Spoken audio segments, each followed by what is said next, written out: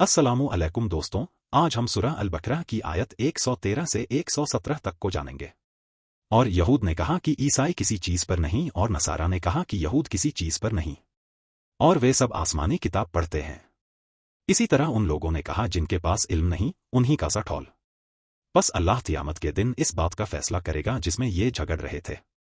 और उससे बढ़कर जालिम और कौन होगा जो अल्लाह की मस्जिदों को इससे रोके कि वहां अल्लाह के नाम की याद की जाए और उन्हें उजाड़ने की कोशिश करे। उनका हाल तो यह होना चाहिए था कि मस्जिदों में अल्लाह से डरते हुए दाखिल हों।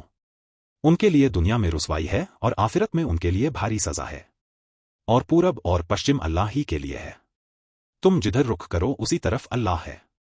यकीनन अल्लाह व्यापकता वाला है, इल्म वाला है। और कहते हैं कि अल्लाह ने बेटा बनाया है। वह इससे पाक है। बल्कि आसमानों और जमीन में जो कुछ है सब उसी का है। उसी का हुक्म मानने वाले हैं सारे। वह आसमानों और जमीन को वजूद में लाने वाला है। वह जब किसी काम को करना तय कर लेता है तो बस उसके लिए फरमा देता है कि हो जा तो वह हो जाता है। अब हम इस पूरे हिस्से को तफसीर में समझते हैं। यहूद ने नबियों और बुजुर्गों से संबंध स्थापना को हक का मापदंड बनाया। इस वजह से उन्हें अपनी कौम हक पर और दूसरी कौम असत्य पर नजर आई। ईसाइयों ने अपने अंदर यह विशिष्टता देखी कि अल्लाह ने अपना इकलौता बेटा उनके पास भेजा। मक्का के मुशरिकीन अपनी यह विशिष्टता समझते थे कि वे अल्लाह के मुकद्दस घर के पासबान हैं। इस तरह हर गिरोह ने अपने हस्बे-हाल हट व सदाकत का एक स्वनिर्मित मेयार बना रखा था, और जब इस मेयार की रोशनी में देखता तो अंतत उसे अपनी जात बरसरे हक और दूसरों की बरसरे बातिल नजर आती।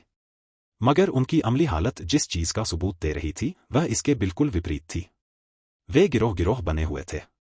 उनमें से किसी को जब भी मौका मिलता वह इबादत के लिए बने हुए खुदा के घर को अपने गिरोह के अलावा दूसरे गिरोह के लिए बंद कर देता, और इस तरह खुदा के घर की वीरानी का सबब बनता। इबादत थाना तो वह मकाम है जहां इंसान अल्लाह से डरते हुए और कांपते हुए दाखिल हो।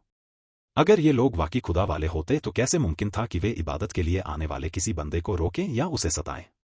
वे तो अल्लाह की अजमत के एहसास से दबे हुए होते। फिर उनमें इस किस्म की सरकशी कैसे हो सकती थी। उन्होंने अल्लाह को इंसान के ऊपर अनुमान किया। एक इंसान अगर मशरिक में हो तो उसी वक्त वह मगरिब में नहीं होगा। वे समझते हैं कि खुदा भी इसी तरह किसी खास दिशा में मौजूद है। यकीनन अल्लाह ने अपनी इबादत के लिए रुख का निर्धारण किया है, मगर वह इबादत की तंजीमी जरूरत की बुनियाद पर है, न इसलिए कि खुदा इसी खास रुख में मिलता है। इसी तरह इंसानों पर क्यास करते हुए उन्होंने खुदा का बेटा मान्य कर लिया, हालांकि खुदा इस किस्म की चीजों से बुलंद और बरतर है। जो लोग इस तरह स्वनिर्मित दीन को खुदा का दीन बताएं, उनके लिए खुदा के यहाँ रुसवाई और अजाब के सिवा और कुछ नहीं।